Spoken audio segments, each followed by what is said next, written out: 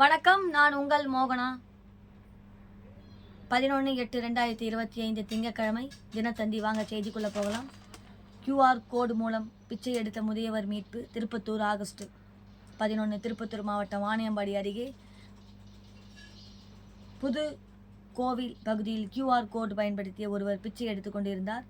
இது தொடர்பான வீடியோ சமூக வலைதளங்களில் பரவியது. இது குறித்து மாவட்ட சமூக நலத்துறை அதிகாரிகள் விசாரித்த போது அவர் வாணியம்பாடியை சேர்ந்த செல்வமணி, வயது 68 என்பதும் 5 பிள்ளைகளின் தந்தை என்பதும் சொந்தமான நிலத்தில் கலைஞர் கனவு இல்லம் திட்டத்தில் வீடு கட்டி வருவதும் தெரிய வந்தது.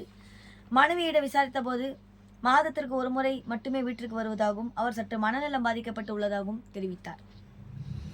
இதைத் தொடர்ந்து வாணியம்பாடி பகுதியில் இருந்த அந்த செல்வமணியை மாவட்ட சமூக நல அலுவலகத்திற்கு கொண்டு சென்றனர்.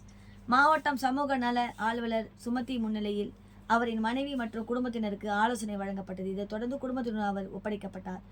இதுபோல் வரும் காலங்களில் பிச்சை எடுக்க மாட்டேன் என உறுதிமொழி அளித்தார். இத்துடன் இந்த செய்தி அறிக்கை முடிவடைகிறது. நன்றி, வணக்கம்.